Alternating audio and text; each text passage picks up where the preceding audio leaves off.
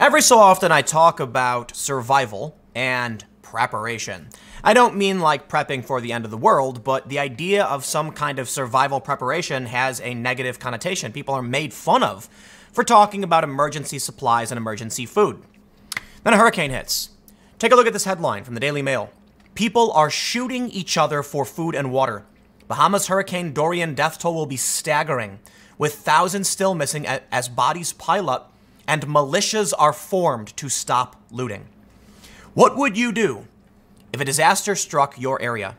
Do you live in a big urban center? Well, you're in serious trouble. The government, FEMA, they may come in to provide some relief, but it's not perfect. And depending on the scale of the disaster, you may be in serious trouble. The Bahamas is not like New York City, but people are still shooting each other for food and water, and militias are still forming. And that's why I think it's so damn funny that preppers are mocked and ridiculed. Now, I get it. You know, when you turn on the TV and you watch these prepper shows, they do make these people, seem nuts. They got all this big, bomb shelter full of Chef Boyardee ravioli and other canned goods. Well, I don't even think that stuff lasts long enough anyway. But the point is, I've talked about this. Do you have emergency water that can last you a couple weeks? Do you have emergency food that can last you and your family a couple weeks? I'm not telling you to prepare for the end of the world. I'm telling you, hurricanes happen every single year. But let's talk about the actual potential for political violence. I mean, it's there. Will we get to a point where people will be shooting each other for food and water? Not politically, okay? And that's the thing. When we talk about you needing to take care of yourself, get a generator, get solar, get whatever you need, it's not because the world is going to end, there's going to be an apocalypse. It's because sometimes it floods. It actually floods a lot, especially if you live by water. So what happens if you are without food? Well, this is a really terrifying example of what can happen to urban centers in the event of a major storm. A hurricane hit New York only a few years ago. I believe it was like a Category 1 when it hit, and there was a lot of flooding. I believe this shut down the power for a few weeks. Well, I'm pretty sure that was the hurricane. I was down there when the power was out, and there were people guarding the bodegas, little corner stores, with like 2x4s, and there were lines swimming out the door, and they said, the refrigerated goods, they're good for about a day, if that. And they were like, hey, whatever's in there is going to go bad quick, so buy it now. And every time you open it, it loses what little cool was left in that fridge. So for the most part, you were going in and everything was like, I don't know, man, it was nuts. It was nuts to experience that. This is what's truly scary about a real disaster. It's one of the reasons why I don't want to live in a city. Because after experiencing what I experienced in New York, I'm like, wow, man. New York could get hit with a hurricane, who knows when. Living in a city doesn't seem fun. When you see stories about militias forming after a hurricane, I mean, it's sad. Well, let's actually read the story, and I will stress, to all the people who are grieving, my condolences. I know it's not much to say, thoughts and prayers, but we hope for the best. And this is what's truly scary. But if there's anything that can be considered a positive, this should be a warning to people to not sit around and think, to have an optimism bias. This is what prevents people from taking care of themselves. They believe that it can't happen to them. Well, I understand the Bahamas. It's in, the hurricane area, and hurricanes happen. So, these things hit. They do. It's unfortunate. But it's curling up and going along the East Coast right now. And even outside of hurricanes, think about earthquakes. Think about, I don't know, any kind of disaster. There was an algal bloom in one of the Great Lakes a few years ago, and people couldn't drink water. And then within 40 miles, all bottled water was gone. Go get the water now and have a couple weeks worth for your family. In the event this happens, you're not going to be getting into a fight. Daily Mail reports, the death toll from devastating Hurricane Dorian will be staggering. With thousands still missing, officials have warned amid reports looters are trying to shoot people in the scramble for food and water. And you know what, man? I almost don't blame people. When you're starving, you'll do whatever it takes, So I wish it didn't get to that point. But there are people who are, it's the water that comes first, okay? You can go a long time without food. Without water, you're going to see true desperation. You're going to see the fear in people's eyes, and they're going to say, I'm sorry, as they raise that gun and take whatever you have. Up to 70,000 are in need of life-saving assistance, while Great Abaco is said to be virtually uninhabitable, with bodies piled up, and witnesses say there is a smell of death across parts of the island. While the official death toll stands at 30, The number is expected to rise today, and hundreds of body bags have been ordered. A massive international relief effort was ramped up today as survivors revealed horrifying details of the aftermath of the 185 mile per hour Category 5 storm. One of them, Alicia Cook, broke down in tears as she revealed, everything is gone. People are starting to panic, pillaging, looting, trying to shoot people for food and water. It's just no way everyone's going to get out. No homes, no banks, no gas stations, no hardware stores. Everything is gone, she added. Desperate attempts are being made to evacuate people to the capital in Nassau, but efforts have been complicated by flooded runways at Grand Bahama International Airport. Addressing fears the death toll from the disaster will climb, Health Minister Dwayne Sands warned, "Let me say that I believe the number will be staggering." Some locals called the government's initial official death toll a tragic underestimate. "You smell the decomposing bodies as you walk through Marsh Harbor," said Sandra Sweeting, 37, in an interview amid the wreckage on Great Abaco. "It's everywhere. There are a lot of people who are going to who aren't going to make it off this island." Look at this photo. For those that are listening, you can't see it, but it's just complete obliteration. This storm was huge, 185 miles an hour, Category 5. And people have an optimism bias. They just truly believe these things can't happen to them.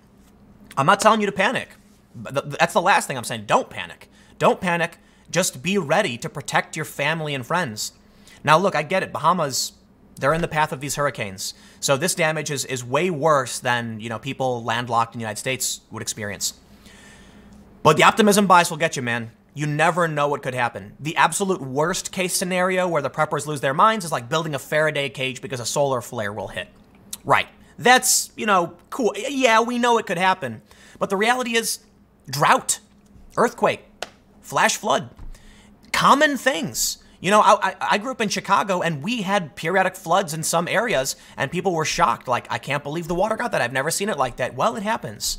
So you've just gotta plan, I wonder if people if we would do better as a country if we made little kids play chess, just for one reason, to make people think about what comes next. You might not realize something is possible. You put it off and say, who cares? And then something happens and you didn't plan for it.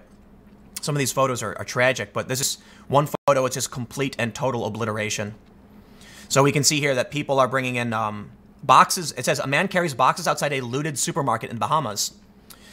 "I work part-time in a funeral home. I know what death smells like," said Anthony Thompson, 27. "There must be hundreds.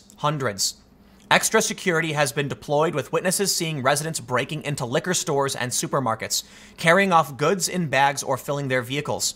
Local militias have been formed to clamp down on the widespread looting." Militias forming.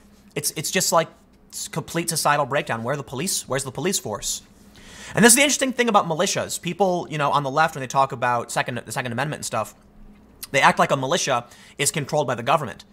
No, it's just a bunch of people banding together with weapons. That's the point, at least in my opinion, of the Second Amendment. It's not always about foreign invaders or government tyranny. It could be that after a major disaster, the people need to secure their home from outside threats, even domestic. And so what do? They start guarding stores to protect their resources, right? They go on to say evacuation efforts are underway, and a few hundred people sat at the partly flooded Leonard M. Thompson Airport on Abaco Island Thursday as small planes picked up the most vulnerable survivors, including the sick and the elderly. The evacuation was slow, and there was frustration for some who said they had nowhere to go after the Category 5 hurricane splintered whole neighborhoods. "They told us that the babies, the pregnant people, and the elderly people were supposed to be first preference," said Lucia Thompson, a 23-year-old bartender, "but many were still waiting." We have more photos, just complete and total, just obliteration of neighborhoods, all of these photos. Despite hardship and uncertainty, those at the airport were mostly calm. The Bahamian Health Ministry said helicopters and boats were on the way to help people in affected areas, though officials warned of delays because of severe flooding and limited access. They go on to talk about the official death toll. It looks like we have humanitarian and disaster relief teams from Britain are delivering aid to the island of Great Abaco in the Bahamas on Friday, September 6th. So that's amazing. Just definitely, these are the heroes that we need. I don't know what I'll say, but good on these dudes showing up, bringing supplies. Excellent work, Great Britain, and American Airlines is flying in supplies. This, you know, for all the for all we hear about the problems of capitalism, they only ever talk about business as usual. Oh yeah, during the day you have to work to go buy food, and some people don't get it. But when disaster strikes, we take care of each other. We spare no expense. Well, I shouldn't say no expense, but American Airlines said it flew a Boeing 737 from Miami to NASA to drop off 14,000 pounds of relief supplies. The airline is also giving frequent flyer points to customers who donate at least $25 to the Red Cross. These companies, they eat the cost, okay? Like, I get it. They're big corporations. They have problems. But hey, you know, people step up, you know, in times of true disaster. We see truly amazing things. There are stories about, like, tribes in Africa donating sheep or cows to New York after 9/11, like, really crazy stuff. Like, America doesn't need it, you know what I mean? But people really do step up. I know it's probably not enough right now, because I don't know if anything will be enough. The amount of manpower they need is more than we could probably get there. If it is what it is, you know? And when I talk about preparation and, like, taking care and planning ahead, I'm not talking about anything these people did wrong. You know, I'm sure many of them prepared, but when you're talking about complete and total destruction like this from a hurricane, I don't think there's anything they could have done. You know, it gets that bad. With people bringing out guns and shooting each other, it gets bad. Are you ready for the event of any kind of disaster? It could just be prolonged rain in your area. It could be something really simple and there's a flood and then all of a sudden the roads are shut down. The power could go out. You never know. You never know. So I think you guys get the point. I don't need to go through just, you know, literally everything because they really do rehash a lot of stuff. But I'll end by saying, you know, to the rescue efforts, to the Royal Navy, to the British Relief, to American Airlines, to all those that are doing everything they can to help. It's truly epic. And these are the times where you have, I don't know, at least some hope for humanity. And maybe humans just need a great storm or an alien invasion so we can finally come together. So we can finally see people setting aside, you know, petty squabbles and doing what they need to do to protect each other. And, you know, my heart goes out to those who are hit by this. You know, look at this. They have this, for those that are listening, it's a sliding image where you can see before and after Great Abaco. And it's just complete and total destruction. I wonder how, you know, I hope, Puerto Rico saw this, you know, last year. And, yeah, it's just, it's really sad. So, you know, I hope people can make it through. I hope, yeah, I don't know what else to say. I think we should just all remember that your happy family, 3 meals per day, all that goodness, it can be washed away in a moment and you can never expect it. These storms, natural disasters, they're a natural part of living on Earth. We can't control the weather, at least for now. But until then, you'd be wise to make sure you have water, you know, safely stored somewhere. You'd be wise to have some food stored somewhere because you never know. And it's not only that. I mean, depending on where you live, this may be one of the better arguments for the Second Amendment. And I mean that seriously. When people start looting with guns and stealing the resources from the vulnerable, it's not about whether or not you're scared of the government. And that's like a straw man argument. The left says, oh, but the government has Scud missiles. No, listen, man. There could be an earthquake, and it can be you and your family, and there could be bears. I don't know. I mean, some guns aren't going to deal with a bear, but there could be wild animals after a major disaster. You might be reliant on yourself, and you need to defend yourself, and so it's important to have that capability.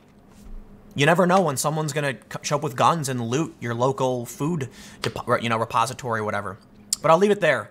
So I think you guys get the point. You know, again, I'll give a special thanks out to everybody doing disaster relief. These are amazing pictures. The people coming and delivering water. It's truly awesome.